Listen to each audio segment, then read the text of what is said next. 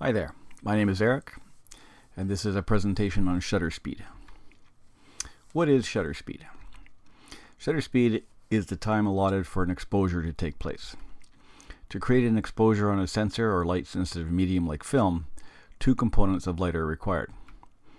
Aperture controls how much light enters the camera, while shutter speed is the length of time that light exposes the media.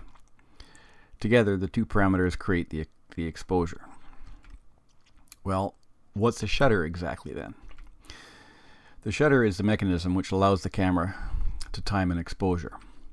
It can be a mechanical device, like the one shown left, or an electronic device with no moving parts. Cameras with a mechanical shutter must be physically large enough to allow the device to fit inside its housing. Whether mechanical or electronic, the shutter is what makes shutter speed possible. How does shutter speed affect the image? Well, shutter speed is the rate at which an image is captured. It is measured in seconds, or as a fraction of a second. So, in this case, fast shutter speeds are capable of freezing action. These often include values such as 1/125th, 1/250th, or 1/500th of a second. The helicopter there was photographed at 1/1000th of a second. Slower shutter speeds allow moving objects to show signs of blur. These often include values such as 1/15th, 1/4, or even 8 full seconds. This photograph was taken at 0.3 or approximately 1/3 of a second. There are two kinds of shutters, as mentioned earlier, the mechanical shutter and the electronic shutter. Mechanical shutters are found in DSLR cameras. Other types of cameras may employ electronic shutters or both types. Mechanical shutters wear out over time, although they are usually rated for hundreds of thousands of shots. Capable of long shutter speeds, but they usually top out at a maximum of 1/8000th of a second, some 1/4000th of a second. They have flash sync speed issues that top up around 1/200th of a second. Mechanical shutters, there's a risk of blur from camera shape because the mirror will move up and the shutter actuation causes vibration in the camera. The electronic shutter is found in mirrorless cameras and compacts that typically use electronic shutters with no moving parts. They don't wear out over time. They're capable of very fast shutter speeds, some topping out as fast as 1/32,000th of a second. They cannot do exposures longer than around 1 second, though, depending upon the brand and model. Shutter artifacts such as banding, light overexposure, and speed distortions may occur. So this is a image of a DSLR camera, and there's two different paths there. There's path A, which shows what happens when the mirror is down. The light goes up and it hits the focusing screen, and you're looking at the focusing screen from the other side. B is when the mirror goes up and then light goes and the mechanical shutter opens, allows the exposure, and then closes again. What shutter speed do I choose? This ends up being a huge question for a lot of people. You may have a mode selector that allows you to pick an automatic mode. The camera will choose shutter speed without your input. These include things like full auto and scene modes. Basically, all you do is turn it to the scene that you want, push the button, and get a picture. The semi-automatic modes, such as P for program, S for shutter priority, and A for aperture priority, allow you to set shutter speed directly for shutter priority in manual, or indirectly by choosing aperture priority. You can also choose shutter speed when using manual mode, although you have to set aperture independently. Fast shutter speeds. These photographs were taken at fairly fast shutter speeds, allowing freezing of motion. In order to reduce blur of motion, fast shutter speeds are needed. The minimum shutter speed recommended to freeze action is 1/250th of a second. Sometimes that's just not even fast enough. Shutter speeds faster than this may be required depending upon how fast a subject is moving. Mid-range shutter speeds. This one here was taken at 1/50th of a second. This was shot indoors, high ISO value as well at 1/15th of a second. and this one outside at 1/100th of a second with a small aperture to get lots of depth of field. Slower shutter speeds are often desirable to allow shooting in low light situations.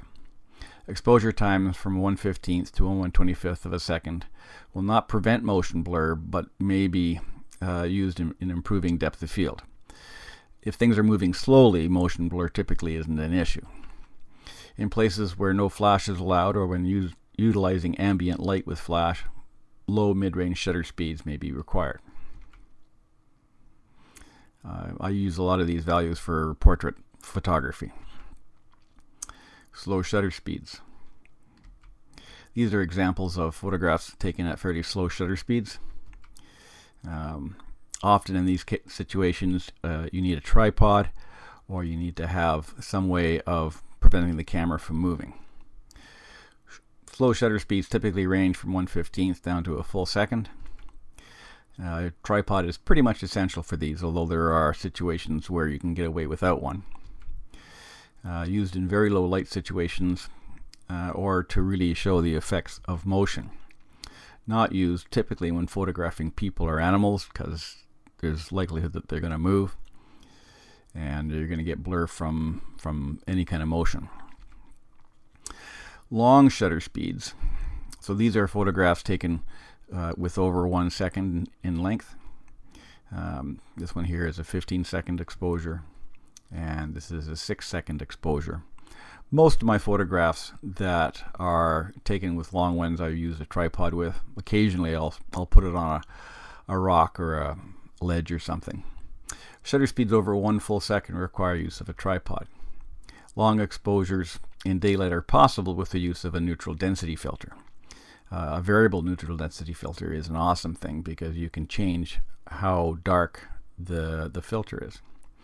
To reduce camera shake from mirror movement, consider using mirror delay where available. You can also lock the mirror up. A remote shutter release or a self-timer reduces shake from contact with the camera. So one of the questions to ask yourself is, what's the most important aspect of a shot? Is it depth of field? Do you want lots in focus or little in focus? So if you want lots in focus, you're going to pick a low shutter speed. If you want very little in focus, you're going to pick usually a faster shutter speed. For shutter speed, if that's the important thing, do you want to reduce or enhance blur? Do you want to freeze action or do you want to produce blur? Freezing action, you need fast shutter speeds. Showing some blur is going to be mid-range shutter speeds. Showing modest to significant blur is going to be slow shutter speeds, and very significant blur is going to be long shutter speeds. With these choices, you can use different accessories to help out. Flash will allow you to light up the foreground. ISO gives you faster shutter speed access. A neutral density filter will allow slower shutter speeds.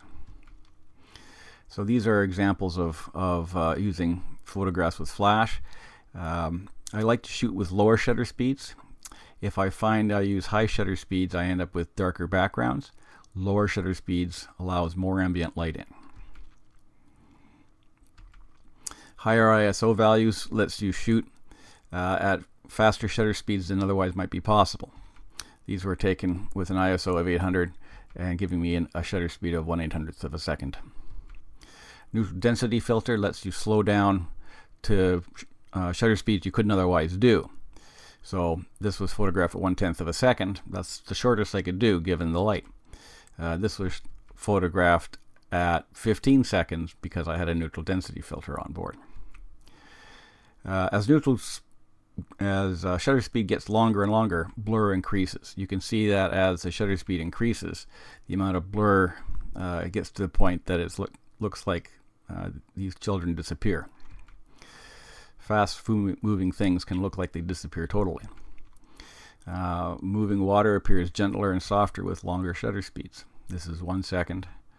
This is 15 seconds using a neutral density filter. Shutter speed can really affect mood. And using long shutter speeds to capture light from stars, 30 seconds, a minute, 5 minutes, 10 minutes, an hour, these are all possible.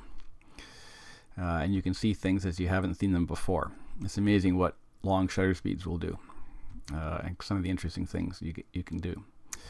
Fast shutter speeds can freeze action and prevent camera shake with photos with long lenses.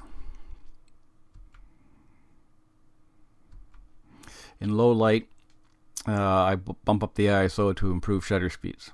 These are shot with an ISO of 800. Panning is using slower shutter speeds and following the subject as it goes past you, but you have to turn off your vibration reduction. Either that, or you can set it to active if you happen to have that. Thanks for watching. I hope you enjoyed this presentation.